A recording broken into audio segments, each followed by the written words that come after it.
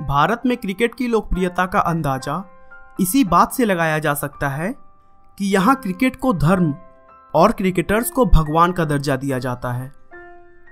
और अगर बात की जाए इस खेल के कैप्टन की, तो आप खुद ही सोच लीजिए कि उसके ऊपर पूरे देश का कितना दबाव होता होगा।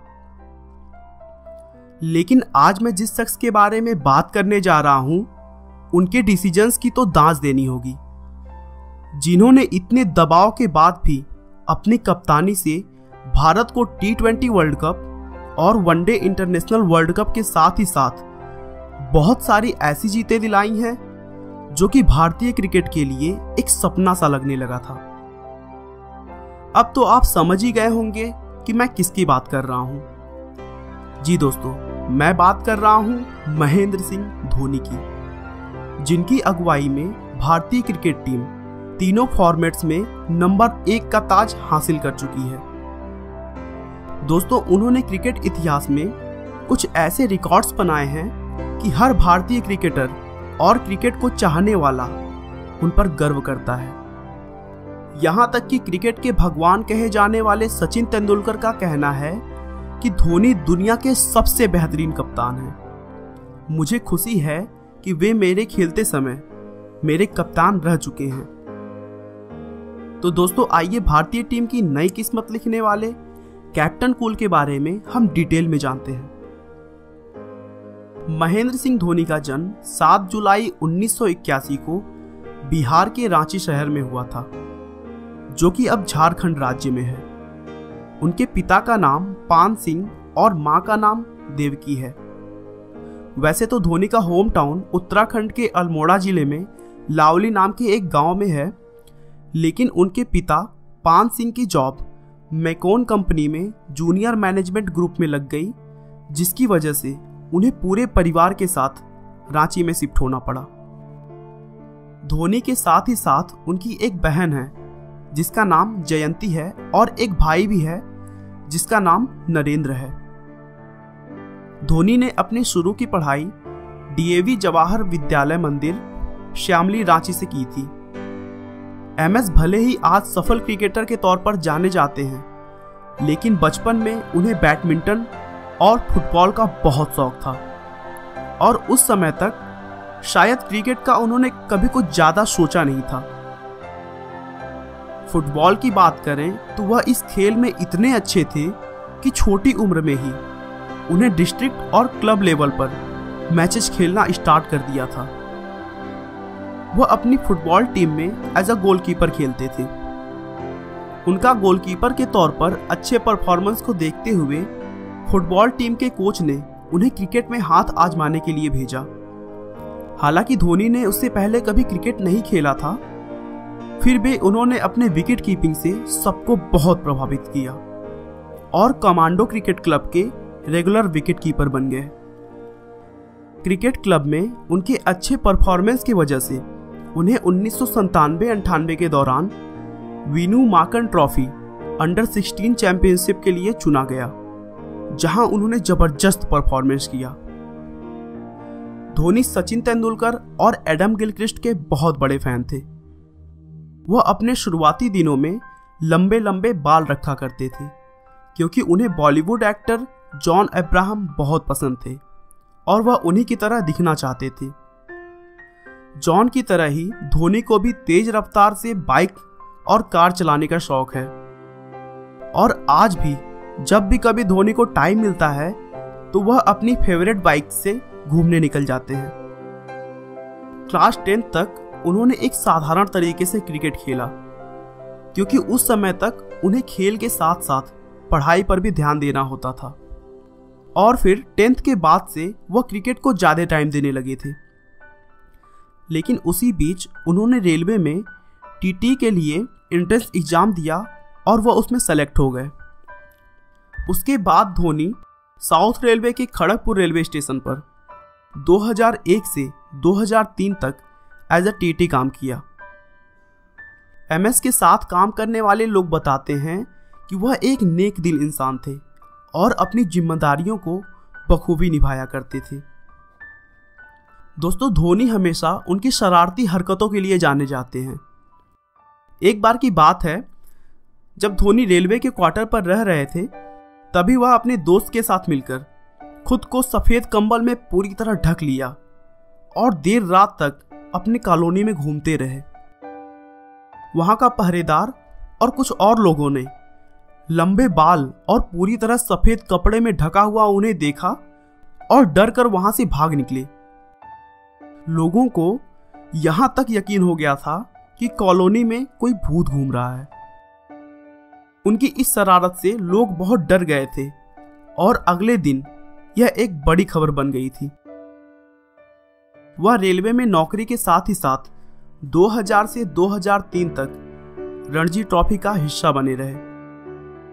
धीरे धीरे क्रिकेट की तरफ उनका पागलपन इतना बढ़ गया कि उनका काम से मन हटने लगा और उन्होंने क्रिकेट में पूरी तरह से अपना कैरियर बनाने का सोच लिया।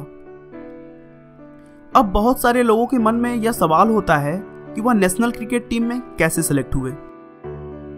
तो दोस्तों बता दूं कि बीसीसीआई की एक टीम होती है जो छोटे शहरों से सबसे अच्छे टैलेंट्स को खोजने का काम करती है, और उसी टीम में से प्रकाश पोडार की नज़र धोनी के अद्भुत खेल पर पड़ी और उन्होंने धोनी को नेशनल लेवल पर खेलने के लिए सेलेक्ट कर लिया। दोस्तों बता दूं कि प्रकाश पोडार बंगाल टीम के पूर्व कप्तान रह चुके हैं।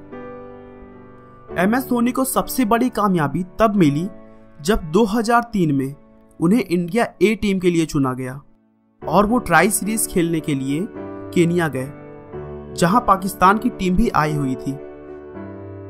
इस सीरीज में उन्होंने शानदार प्रदर्शन किया, जिसमें पाकिस्तान के 223 रनों का पीछा करते हुए उस मैच में उन्होंने अर्धशतक बनाया और भारतीय टीम को मैच जीतने में हेल्प की। अपने परफॉर्मेंस को और मजबूत करते हुए धोनी ने इसी टूर्नामेंट में 120 और 119 रन बनाकर 2 शतक पूरे किए। यहां पर धोनी ने कुल 7 मैचों में 362 रन बनाए थे। तभी धोनी के शानदार परफॉर्मेंस पर उस समय के कैप्टन सौरभ गांगुली का ध्यान गया और साथ ही साथ भारत ए टीम के कोच संदीप पाटिल ने विकेटकीपर और बल्लेबाज के तौर पर भारतीय क्रिकेट में जगह के लिए धोनी की सिफारिश की।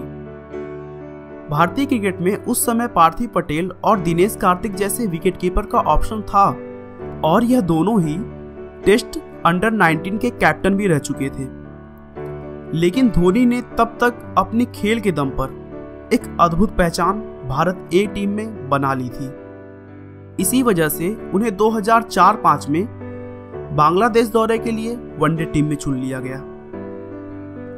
धोनी की एक दिवसीय कैरियर की शुरुआत बेहद ही खराब रही और वह अपने पहले ही मैच में दुर्भाग्यपूर्ण तरीके से 0 रन पर आउट हो गए। बांग्लादेश के खिलाफ उनका परफॉर्मेंस अच्छा न होने के बावजूद भी वे पाकिस्तान के खिलाफ वनडे टीम के लिए चुने गए।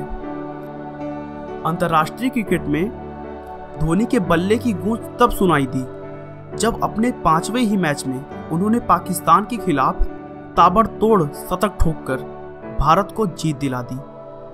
उस मैच में धोनी ने 123 गेंदों पर शानदार 148 रनों की पारी खेली थी। यह किसी भी विकेटकीपर बैट्समैन के तौर पर हाईएस्ट स्कोर था। उसके बाद भी उन्होंने अपना शानदार परफॉर्मेंस जारी रखा और टीम में अपनी मजबूत जगह बना ली। 2007 में जब राहुल द्रविड़ ने टेस्ट और वनडे कैप्टेंसी से इस्तीफा दे दिया और सचिन तेंदुलकर को टीम का कैप्टन बनने के लिए कहा जाने लगा, तो सचिन ने विनम्रता से मना कर दिया और धोनी को कैप्टन बनाने के लिए कहा, जिससे बोर्ड के मेंबर्स भी सहमत हो गए और धोनी इंटरनेशनल क्रिकेट के कैप्टन बन गए।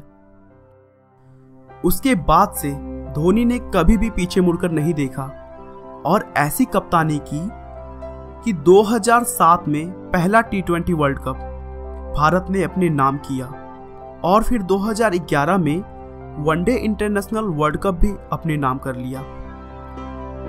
दोस्तों, भारतीय टीम को एक अच्छा कैप्टन के तौर पर कपिल देव, अजरुद्दीन और गांगुली के बाद अगर कोई मिला वो थे महेंद्र सिंह धोनी। अगर धोनी के पर्सनल लाइफ की बात की जाए तो उन्होंने 4 जुलाई 2010 को साक्षी से शादी की और 6 फरवरी 2015 को उनकी एक बेटी हुई जिसका नाम जीवा रखा। दोस्तों, धोनी को 2008 में ICC one day player of the year का अवार्ड दिया गया। धोनी पहले भारतीय खिलाड़ी थे जिन्हें यह सम्मान मिला। इसके अलावा धोनी को राजीव गांधी खेल रत्न पुरस्कार से भी सम्मानित किया गया। दोस्तों, उनकी कप्तानी में भारत ने 28 साल बाद एक दिवसीय क्रिकेट विश्व कप में दोबारा जीत हासिल की। दोस्तों, 30 दिसंबर 2014 को उन्होंने टेस्ट क्रिकेट से रिटायरमेंट का फैसला किया था। उसके बाद 4 जनवरी 2017 को वनडे और T20 की कप्तानी भी छोड़ दी, लेकिन उन्होंने कहा कि वह एक विकेटकीपर बल्लेबाज के तौर पर खेलते रहेंगे। दोस्तों, धोनी की कप्तानी में टीम में कभी भी विवाद नहीं होता है, क्योंकि वो अपने शांत सोच से टीम में एकता बनाए रखते हैं। महेंद्र सिंह धोनी न केवल एक बेहतरीन खिलाड़ी बल्कि एक बेहतर इंसान भी है, जो कभी मैच की जीत का श्रेय खुद को नहीं मानते हैं बल्कि पूरी टीम को इसका श्रेय देते हैं, जिसके कारण टीम के सभी खिलाड़ी भी उनका सम्मान करते हैं। आपका बहुमूल्य समय देने के लिए बहुत बहुत धन्यवाद। इस वीडियो को लाइक करके आप हमारा मनोबल बढ़ा सकते हैं। मैं हर रोज एक नई इंस्पिरेशनल और मोटिवेशनल वीडियो के साथ आता हूं। दोस्तों, अगर आप हमारे वीडियो को मिस नहीं करना चाहते तो कृपया चैनल को सब्सक्राइब कर लें। आपको यह कहानी कैसी लगी हमें कमेंट करके जरूर बताएं।